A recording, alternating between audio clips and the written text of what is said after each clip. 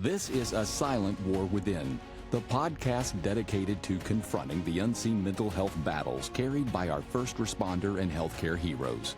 This show is about real stories, real struggles, and real ways to survive the storm and come out stronger on the other side.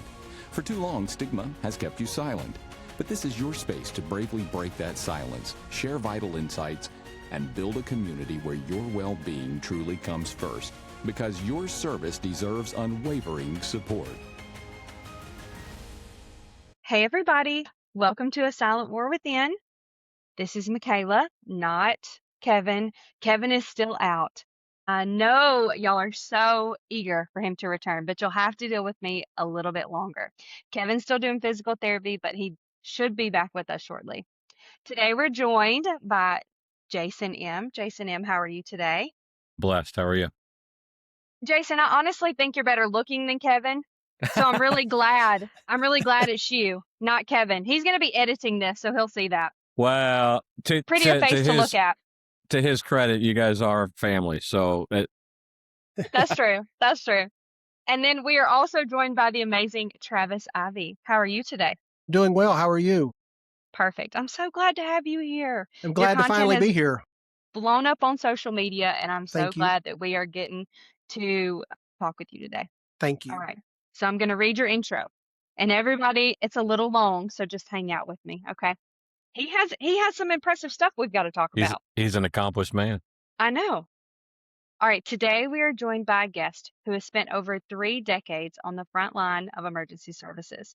He has served as a firefighter, paramedic, and operational leader, and he just retired as an EMS District Chief in a hospital-based system in South Carolina. Over his 30-year career, he has responded to thousands of calls ranging from just routine emergencies to high-stress critical incidents.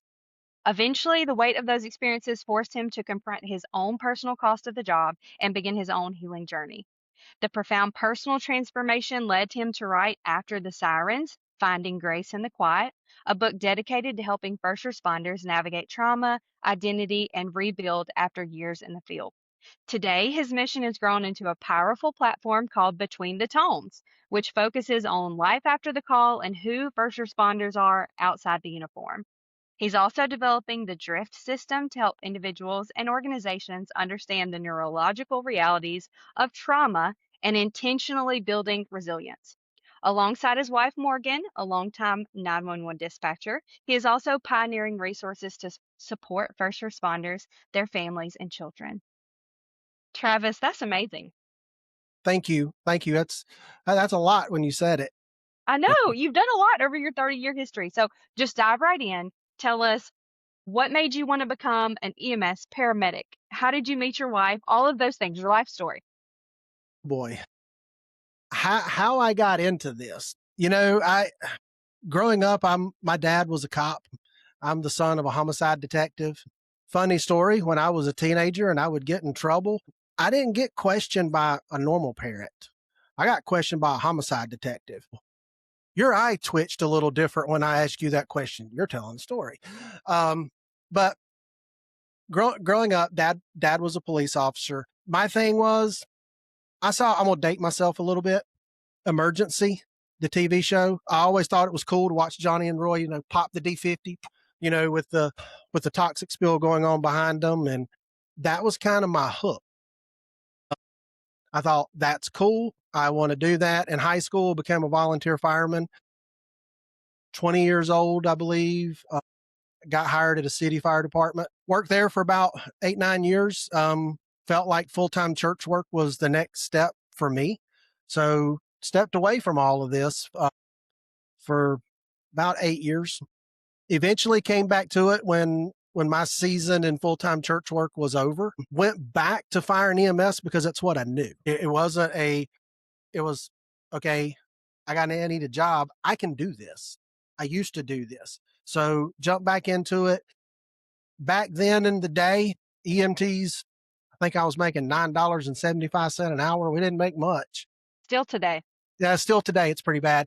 My paramedic partner at the time, I think he was making $2 an hour more than I was. And I thought, well, $2 an hour is $2 an hour. So I went to paramedic school. kind of out of self-preservation. I was living in Savannah, Georgia at the time, wound up coming back home. I live in a little town called Belmont outside of Charlotte. Got back into fire service, and believe it or not, found there was a way that I could make more money as a paramedic than riding the fire truck. So made that transition, been a truck paramedic ever since. How I met my wife. These are my favorite stories. You know, the funny thing, I actually had her write a chapter in the book, Stories from Home. I do think the 911 dispatchers are an absolute forgotten piece of the mental health and the toll this takes. That when that phone rings and it's a family and their world is absolutely falling apart, they've got anywhere from 30 to 45 seconds to get some basic information out of them, get them calmed down enough to get some resources started. And then when emergency crews show up on scene, they hang up the phone. And then they have to go back to answering that phone again. Well, Morgan was working in the same county that I was working in, and I've not always been this guy. There was a very long season where I was pretty much an ass. I was angry. I was mad at the world, and it came out in so much of how I did my job. Morgan couldn't stand me. She thought I was a big old butthole, and I thought she was a pretty big pain too on the radio. And I had gotten out of a bad relationship and just kind of was in there one night talking to my resource controller, and she just asked, "Hey, how are you doing?" And that kind of started a conversation, and here we are over 3 years, and it's kind of been me and her. It's awesome. I very similar in our career paths. For me, I've been in career fire for 28 years with my volunteer time, probably 32 years. During that time, part-time 911 dispatcher for 15 years. So I will echo what you said. The 911 dispatcher is probably the most undervalued, underappreciated person in the chain of people Absolutely. that mitigate an emergency from beginning to end. Absolutely. Yeah, and so you said something in there too that really drew piqued my curiosity. I'll confess, I hadn't quite followed you yet on social media. We just hadn't crossed the algorithm hadn't put you in front of me yet. I'm convinced it will now because I followed you, because I jumped in there today in prepping for the show, and I wanted to do some research, and you said something on a couple of videos, or one video particularly, that I would say probably went viral comparatively to some of the other posts that you have, right, as a small content creator. And I'm going to read what you said. Our family doesn't sign up for this, but they deal with what the job does to us, and they get what's left. Man, for me, that just really resonated. Moment of vulnerability for me. I was very much in a similar place as you were when you described yourself as an angry individual, just mad at the world and how you were showing up. My wake up call was coming home from a shift in the morning, and I live on a split level, so I walk through the front door, and I'm at the bottom of the steps. And as I walk through the front door, I can audibly and I could feel an environment that was rich in love and excitement. I could hear the kids giggling and having fun, getting ready for their day. And then I just sat there and absorbed that for about 20 or 30 seconds before they realized I was home. And the instant they realized that I was home, the atmosphere shifted. I could feel it get tense. I could feel they were on edge. I could feel the anxiety building as they kind of went hushed voices, almost a little bit of fear as they questioned which version of daddy is coming home today. So I think you nailed that right on the head, man. Our families get the brunt end of it, and they didn't necessarily always sign up for it. So talk a little bit more about that with me. So I was watching a TikTok a couple weeks ago, and it was something that resonated with me. And it was this fire chief, and he was on a show, and he was talking about your spouse. And if you're in emergency services, but your spouse is not, the job is always the mistress.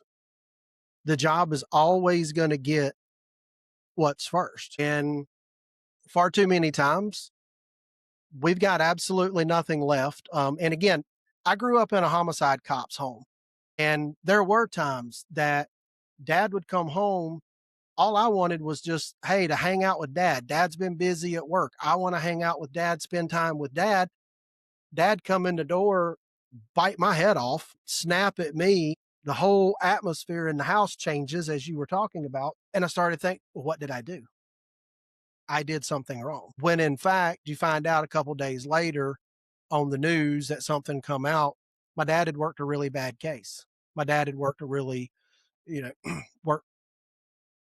worked something really, really challenging. And Morgan kind of pointed this out to me about a year ago. Because Morgan was able to leave the 911 side. She now works for the airport in their airport operations center. Shout out to my wife, who got notified today that she got a promotion as a supervisor. So kudos to her. But she pointed out, even after she had left the 911 side, she told me, she said, without you even telling me, I can tell if you've ran a pediatric call.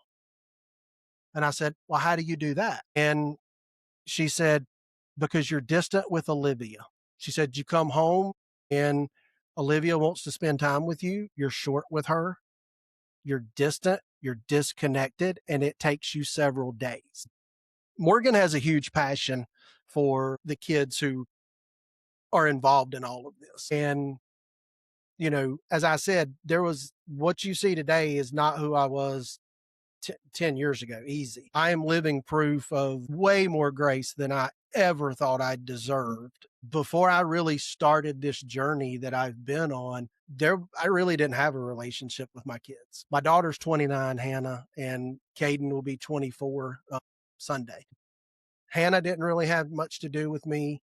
And Caden, I guess he was tolerating it. But I've seen, as I've really worked really hard on me and the things that I didn't want to deal with, but the things I needed to face, there's been a healing and a restoration in that relationship. And it's been a work in progress, and it's still a work in progress. But I think for so many who are out there, your spouse and your kids, they didn't sign up for this job. You did. And they do get what's left over. And I think a big question is how do you fix that? That's where I was going next. Honestly, it wasn't on my script, but as we talk through this issue, man, I think the last thing I want to do as an individual is be somebody that just talks about an issue without finding a solution for it. Right. So what worked for you? I think one thing that worked for me is yes, I was very fortunate. Now, again, I talk about it in the book. I'm very honest about how I have blown things up in my personal life. The kid's mom, my first wife, not a first responder, didn't really understand that world. I do think it is different with Morgan, who is from that world.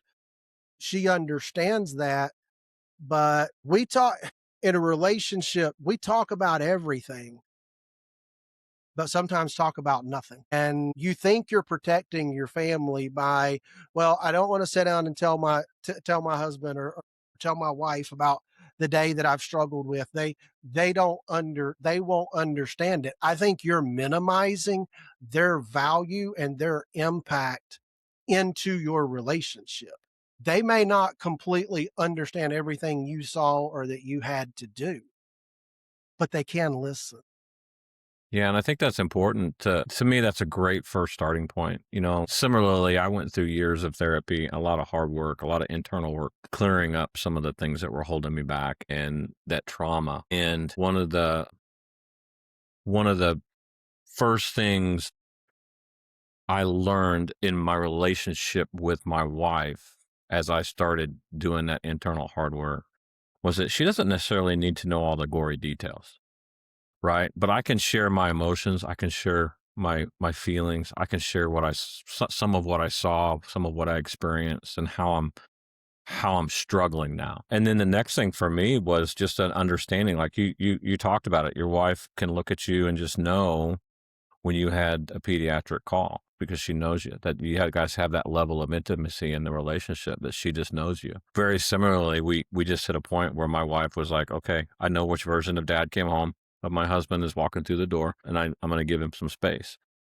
As I started doing the work on myself and realizing how that was impacting her and the kids, like I started that conversation with her, because sometimes we're triggered out in public. I don't like the word triggered, but activated. I don't know what the word is there, but I don't like the word triggered. But sometimes we're that PTS and those symptoms and anxiety, all those things sometimes just present themselves at the least opportune moments when you're out in public. Something, a smell, a sight, a sound, whatever.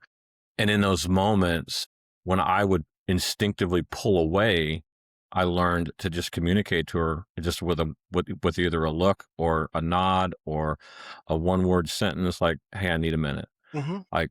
And she, over the years, to her credit, has just reached a point where she's like, hey, I understand that.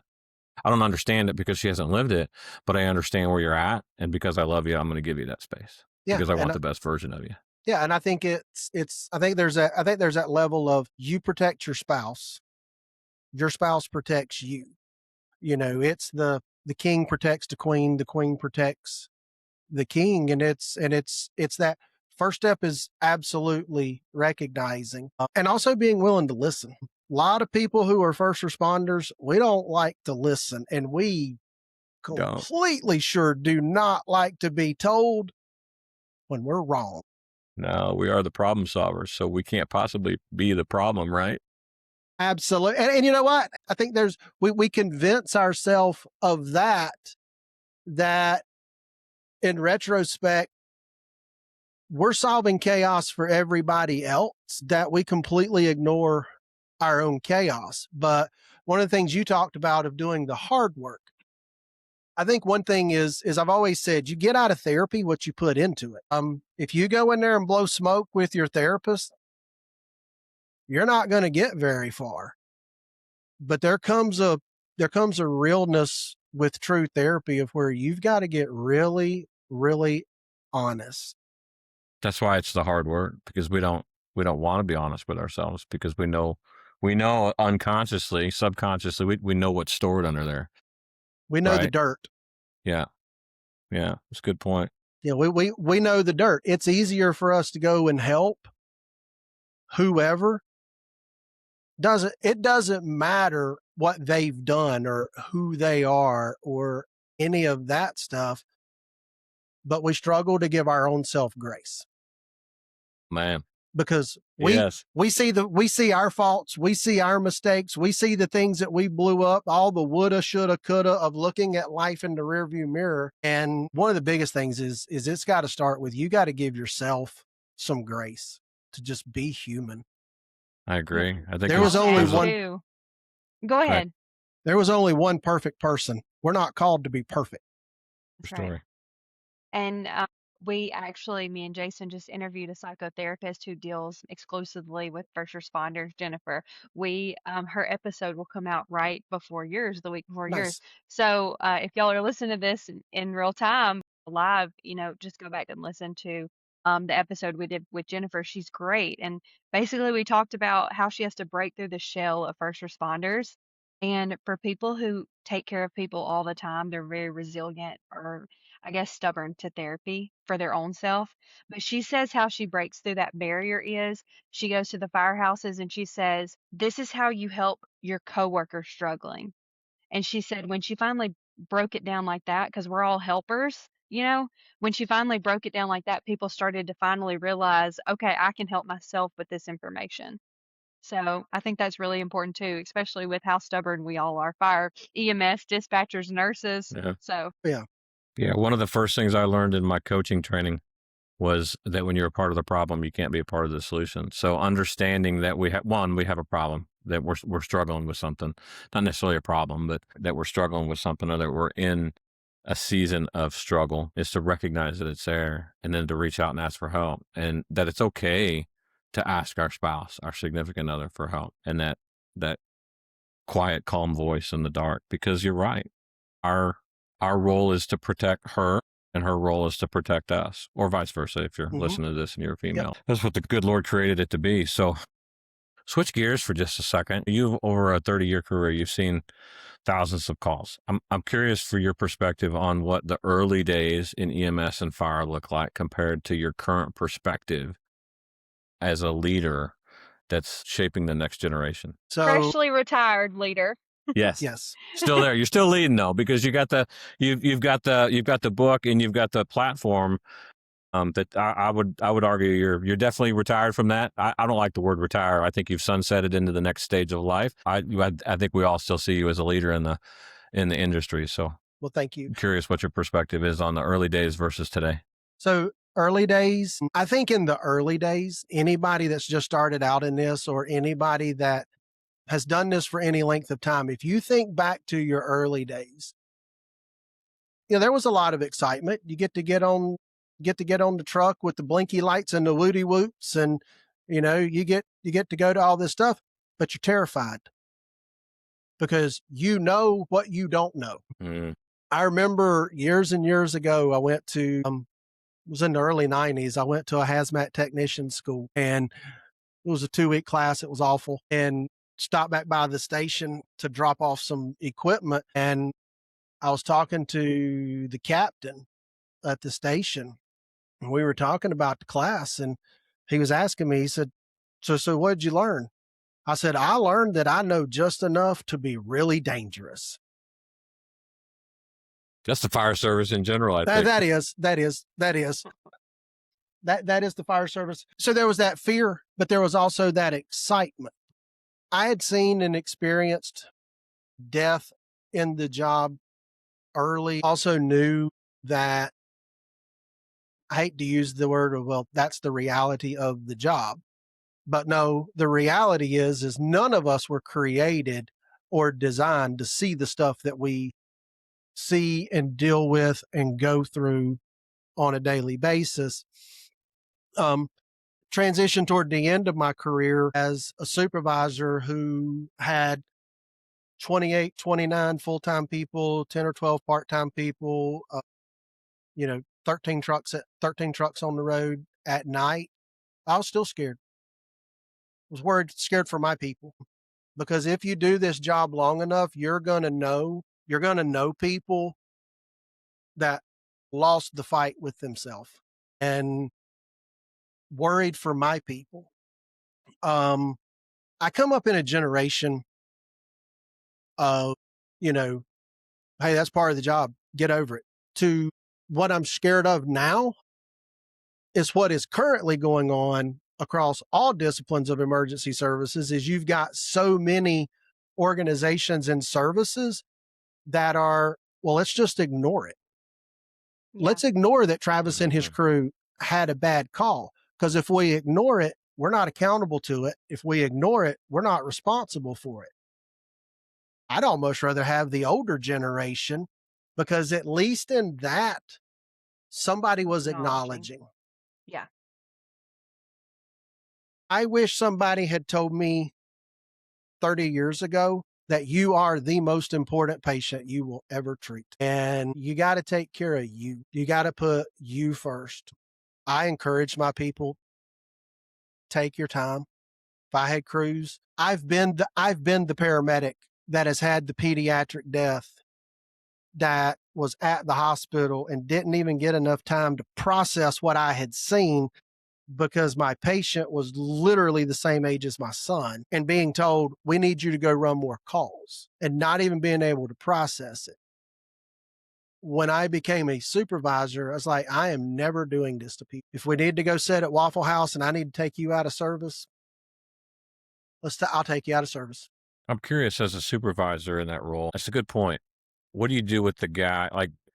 Because that's a two-way street. Sometimes pulling a guy off the truck and out of the station to give him the night off to go home to his kids can be worse than staying at work, finishing the shift, processing it a little bit there with the guys. Where's the balance there? I think the balance first and foremost starts is if I don't want to steal your answer, but we just had a conversation about this. Like, know your people. I think that should be 100%. Yeah, you need to know your people. If you're a supervisor and you know how many times you've written an employee up, but you can't tell me anything about them that has nothing to do with the job, then you're the problem. And you have no business. Prime example. It happened probably 2 months before I retired. I had a crew.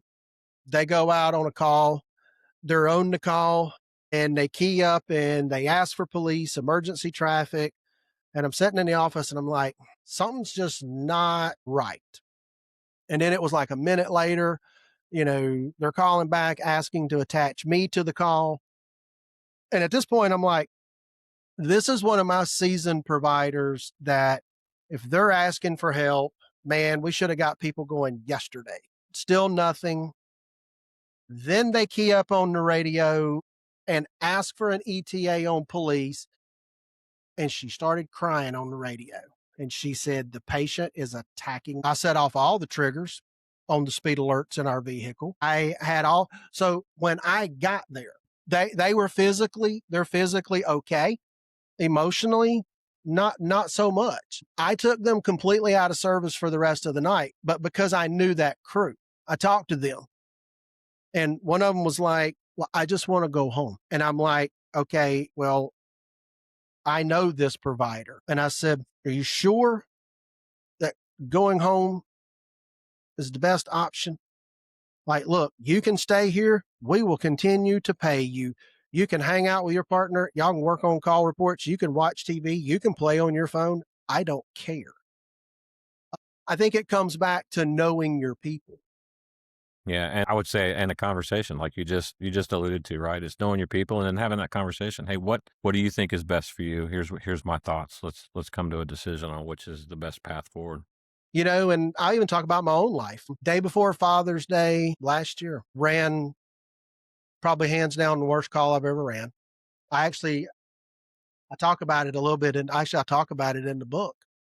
But I called my resource controller, and I'm like, dude, I can't do this anymore. Like, dude, I cannot be like, I can't run any more pediatric calls. I can't take this. And I started crying, and he's like, dude, just one step at a time, one step at a time, one step at a time. And he asked me, he said, do you want me to call Morgan? Nope. She's asleep. She's got to work tonight. Don't want to bother her. I'll call her after this is over. All right, Chief. That knowing your people, I think it's a two-way street. Mm-hmm. Yeah. He picked up the phone and called Morgan. And he's like, you need to understand what your husband's going to. My wife, in turn, called my therapist. I mean, like, I've been that open and transparent. Like, my wife has access to my therapist that if she sees something that's been going on with me, that she can pick up the phone and call Aaron and message Aaron. We get the patient to the hospital. And as we are moving the patient over, my phone dings on my watch. And as I'm moving the patient, it rotated to where I could see it, and it was Morgan.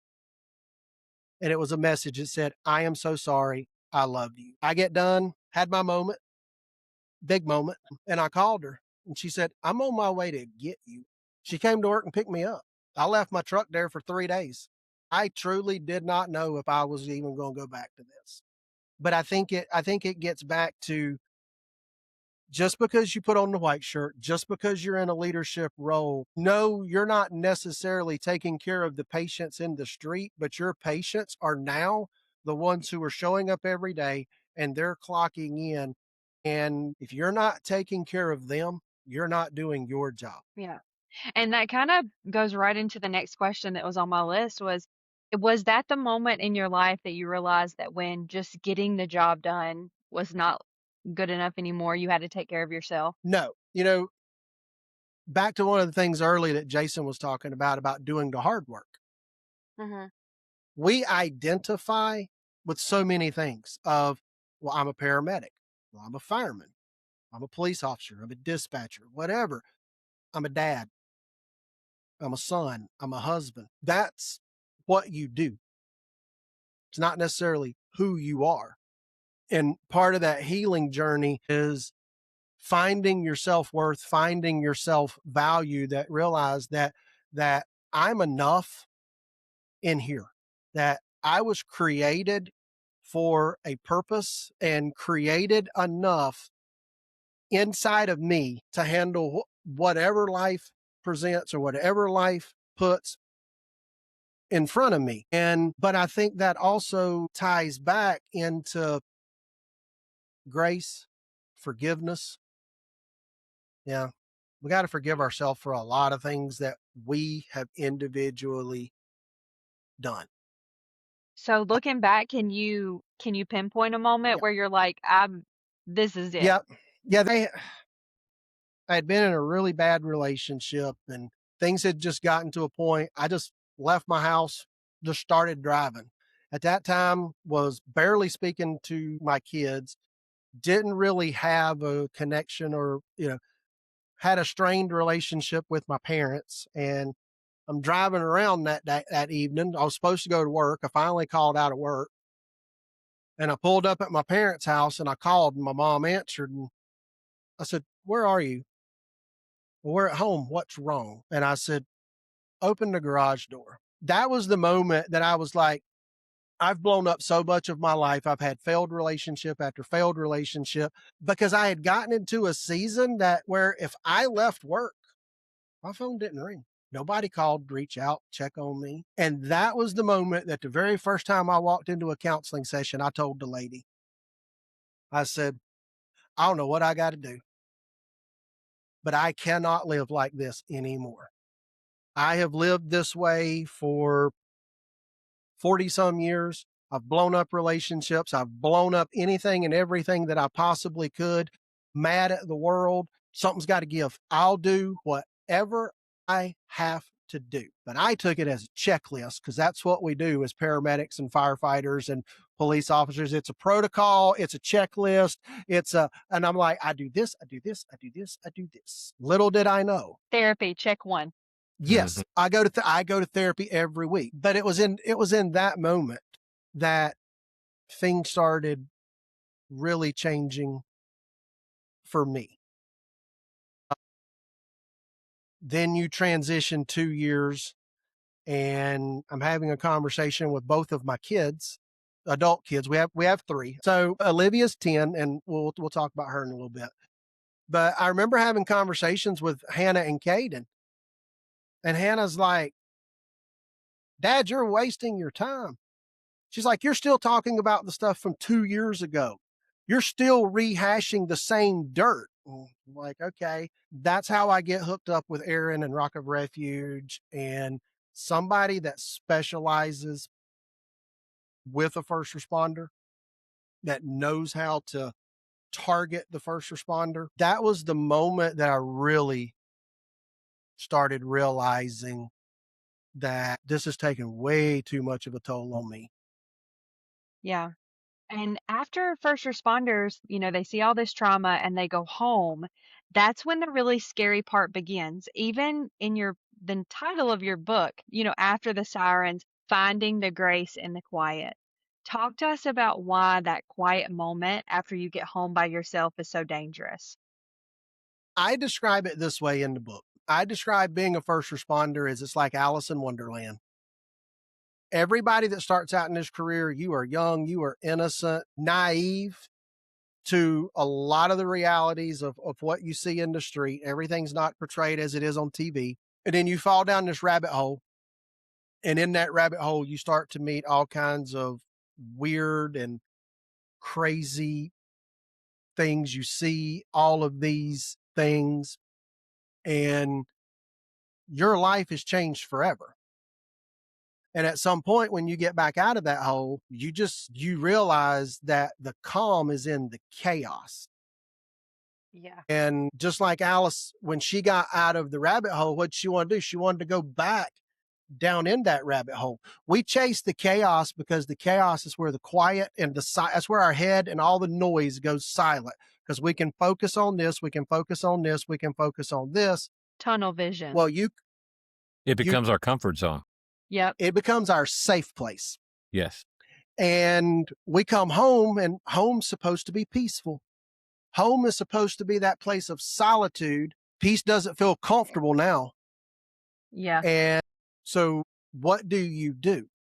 a lot of first responders, they create the chaos at home by blowing up a relationship, having, a disconnected relationship with anybody and everybody. The quiet becomes dangerous when you don't have a plan of, how do I work through this? How do I set with this to tell my body, I'm okay? This is okay. For me, it was like just some different grounding techniques. Right. The quiet can become extremely scary.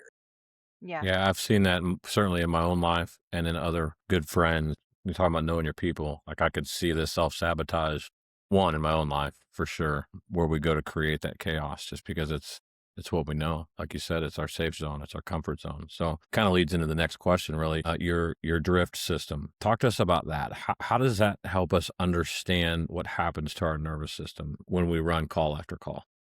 So the drift system it's kind of an operational framework. And working through my own therapy, working with my therapist and their group, I began to take my own life and went, I got this, I got this, I got this, I got this, because PTSD and the difficulties of the call, when that employee explodes at their supervisor, the signs were there way before they ever got here. So drift is an operational framework that's designed, it's based around pattern recognition, tied to neuroscience. That, like, stage 1 is disconnection, stage 2 reactivity, stage 3 impairment, stage 4 fracture, stage 5 is a tipping point of just ways to look at your people. Again, know your people.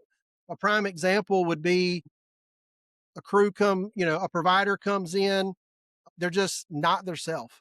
They're quiet when they were generally outspoken, or they were generally just kind of happy with life. They're not as connected to the crew. Maybe you find them that they used to sit in the crew room. Well, now they're kind of hiding out in the truck. Well, they're already starting to disconnect. That drift. That drift. Drift away. Yeah. Caught it. They're already Technical difficulties are my MO. Don't worry. Sorry. But they're already starting to disconnect. And the goal of a supervisor or any type of leader, the drift system is not just designed for that supervisor. That drift system is designed organizationally. It starts with one, it can expand to many. So you take that employee who's disconnected, or you take stage 2, reactivity. Their tolerance for stuff is a lot lower. Their sarcasm has just really kind of ramped it up. They've got a much shorter fuse. Most people who in fire and EMS, they've already got a short fuse. It's already short enough.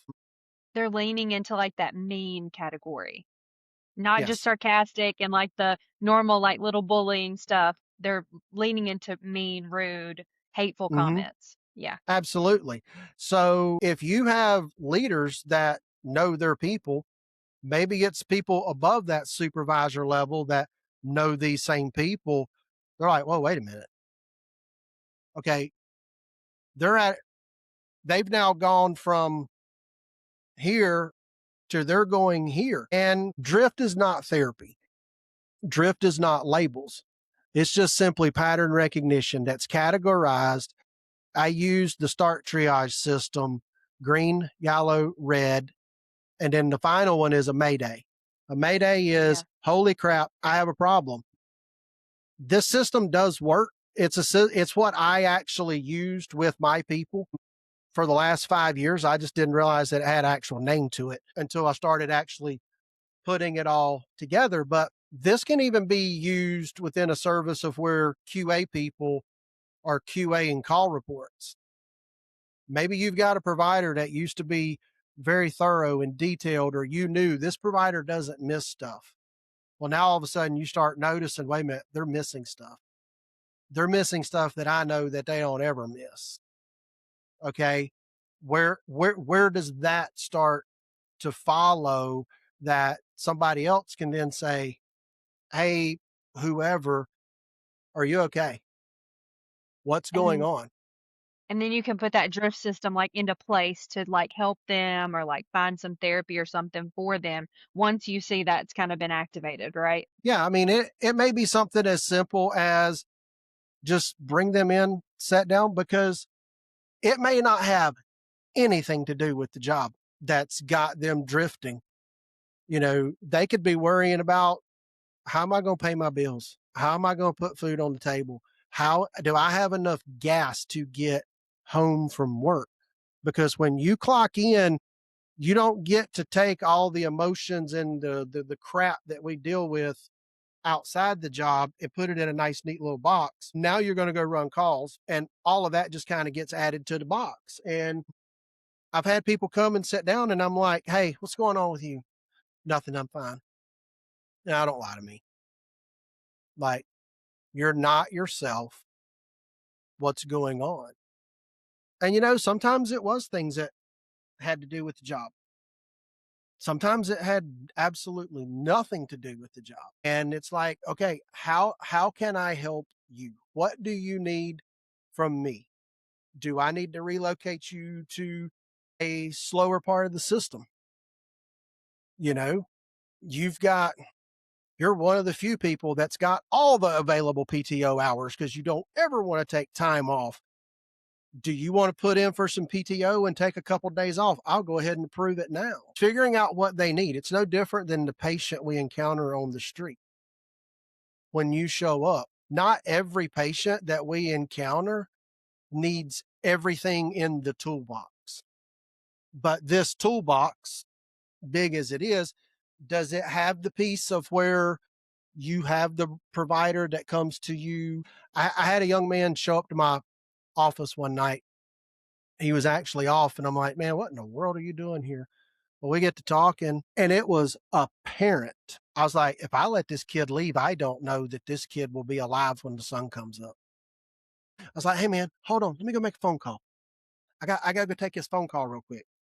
I called the director of the service at the time, and I said, dude, I don't know where you are, but you need to come back to work. Like, we got a problem. We sat with that young man all night long, talking with him, while there was somebody else in the background making phone calls to find a place that we could get him in some inpatient help. But drift is recognizing the patterns that, and being able to say, most people are going to come to work, they're green. You got some people that they're kind of yellow. When they start hitting red, you know what? We may need to pull them back a little bit. Maybe we need to say, hey, do we need to let you go, and we need to put you busy for a little while just to let you breathe? Yeah, that's good stuff. I love it, every bit of it. I think it's tools in the toolbox, right? I'm gonna go off script for this question, but I'm a guest co-host for an undetermined amount of time, so I'm going to maximize my ability to continue asking this question of every person I get to talk to. And you're going to be familiar with this. So in the fire service, we have different levels of expertise, different levels of training. Use your hazmat, for example. When we talked about hazmat earlier, we've got hazmat operations, hazmat awareness, hazmat ops, hazmat tech, hazmat specialist, technician, you know, all those things. We kind of, and same for swift water, ropes, all the different technical things that we do, typically those 4 levels. One of the things that I'm percolating on is, in our career, we've been at the awareness level of mental health for years. And I think there's a overall awareness, like, hey, this is a thing. Whether we're ignoring it or whether we're talking about it, it's still the awareness level. To me, the drift system moves us into the operations level. What are some tools that we can begin to mitigate, recognize there's a problem, and isolate, right? That next level. We talked about this a little bit with Jennifer last week, the episode that'll air right before yours, in that I see her, she's definitely that specialist level, right? Somebody that's a trauma-informed therapist is at that mental health specialist level. I'm curious if there's any other ideas or thoughts you have about how to move the overall system, the culture in the first responder family from an awareness level to an operations level. In talking about the fire service, when there's a tragedy in the fire service and NIOSH gets involved and NIOSH will put out their report, they're pointing out all the things, all the critical failures, all the things, and all the things that need to be improved to prevent this stuff. When it comes to mental health, I use NIOSH as an example. We've had the report for decades. Nobody's picked it up. And very few people are trying to actually do something about it. We specialize as first responders of responding to unique emergencies and unique situations with humans who are all uniquely different. Mental health is the exact same way, but yet for whatever reason, we're scared to talk about it. I think for some, that awareness level is you're taught that culturally you're taught to man up. I think there is a massive culture problem of you see a problem, stop and talk about it. Do you see, bonus question here, because I think you're right. I do see hints that this younger generation of, I call them kids because I'm 53 years old, this younger generation of kids starting up in the field, I feel like they have a deeper, maybe not a deeper, what's the word? Like they have a better understanding of the awareness level than we ever did starting out. Almost like it's more culturally okay to talk about it and have those conversations than it was for our generation. Yeah, and I think one thing with this generation is I think the older generation needs to come to terms with is saying that, hey, this bothered me. I'm struggling with that. That's not weakness. And the younger generation of going, yeah, no, this is not cool. I'm not okay with this. I do think there are some lessons that we can learn. You see the shirt. As a matter of fact, I had it on the cover of the book of it's okay to not be okay. Is it really? We've made it that way. So I think we have to go back and kind of start deconstructing some stuff. I think some leaders need to start taking a hard look in the mirror, taking a hard look at themselves. You take the drift system. Again, it's not perfect. It's not perfect at all. But people aren't signing up to do this job anymore. There's not waiting list of people wanting to come and work and come and do this. And it seems like the more years you do this, it seems like the worse stuff gets. Yeah. And we've got to take care. I don't like that expression of you're in this alone or whatever. We have convinced ourselves that we are fighting alone. Yes. Your brain tells you you're alone, but you're not alone. No, and that was one of the funny things in the book. I was really worried because I got really open and honest about a lot of things that I blew up in my personal life, and I had this guy come to me after he read it, and he was just crying. And I'm like, dude, you okay? And he's like, I thought I was the only one who had been doing stuff like this and was blowing up things in my personal life. You let me see that I wasn't alone. And I've had a lot of people come to me and say, hey, you're a manager, you're a supervisor, you're a leader. You stepping up and saying, this is what I've struggled with has pushed us to start talking about stuff that bothers us. I think a thing and culturally that needs to change. I think leaders I think they need to show the human side. Agree. Yeah. And Travis, I just want to say we're out of time, but Okay.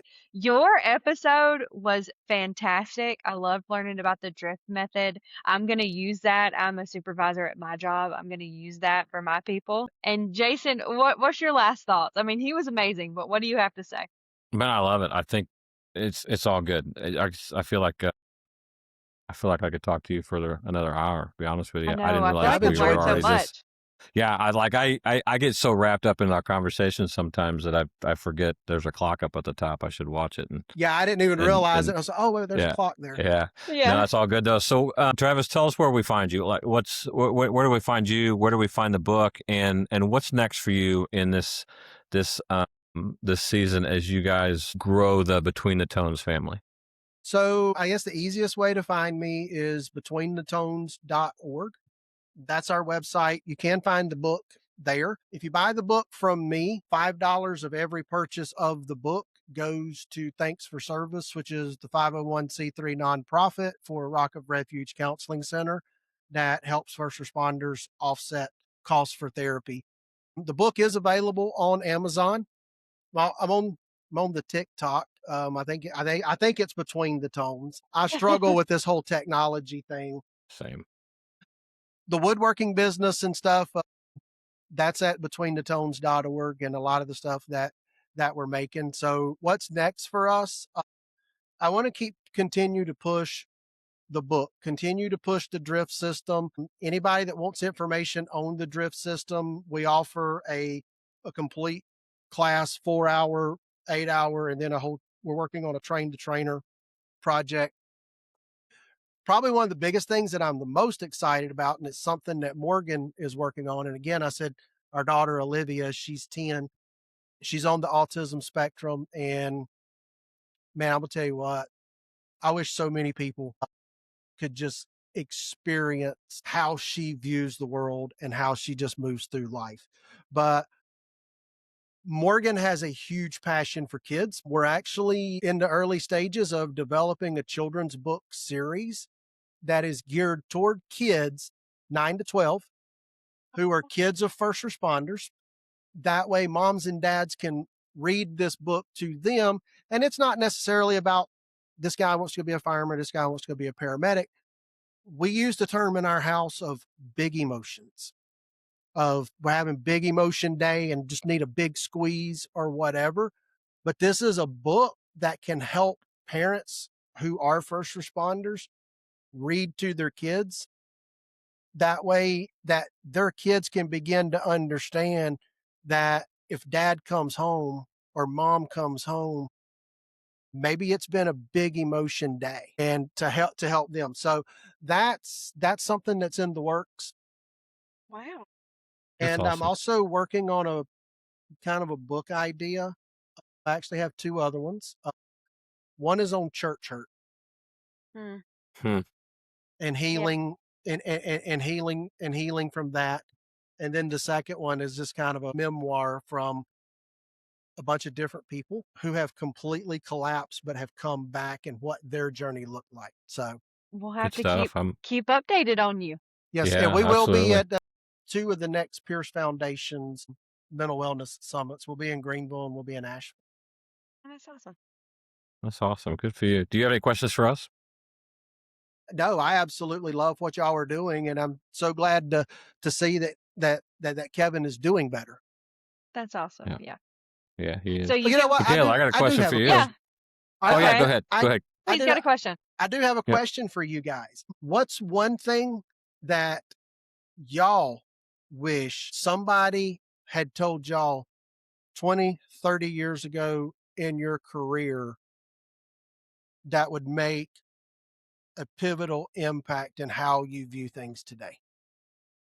Do you want me to answer first? Sure. Go ahead, Makayla. I've been a nurse for 10 years and I've been through my own series of burnout. And I just want new providers who are training new nurses to know if you're burnout, you should not be training someone else. If you That's are good. burnout, you are going to make that person immediately burn out and not want to be there and do your job. Negativity spreads, happiness spreads too. So Man, like that's good stuff. I've seen that firsthand. I think we all have to some degree. So it's great stuff. My answer is, we touched on it earlier. I wish somebody would have told me way earlier in my career that you are not what you do. You're not defined by this job. This is not your identity. You have an identity outside of this. So don't get caught in that trap that this is all that there is to your life. I mean, that's why there's a reason why we see suicide rates among retirees as high as they are. Yep. They're And you know walking what? away without that identity. that is something nobody prepared me for. I've been gone 2.5 months. I still struggle to sleep at night. Yeah. But It'll come. We're getting there. Yeah, it'll come. Cool. And you Well, said thanks you for had one asking that. last It's a good question. Yeah, my Jason? question was for Makayla. Makayla, where do we find A Silent War Within? A Silent War Within, if you want to follow us, is on Facebook, Instagram, YouTube. If you watch on YouTube or Spotify, you can see mine and Jason's and Travis's beautiful faces. And anywhere else you listen to podcasts, Apple Podcast, all the things. Are you ready for my credit card voice? Absolutely. Yes. Been Okay. waiting all day for it. This is kind of a joke at the end of the sign off. I always have to do my Delilah or my operator, phone voice. For those who are too young to know who that is, don't worry about it. All right, guys, I've enjoyed this episode. Thank you so much. I hope you join us next week on A Silent War Within. And for now, be safe, take care of your mind, and we will talk soon. Bye, guys. Bye. Thank you. You've been listening to A Silent War Within. If this episode resonated, please subscribe, leave a review, and share with someone who needs to hear it. Remember, you're not alone and your well-being matters. It's time to end this silent war.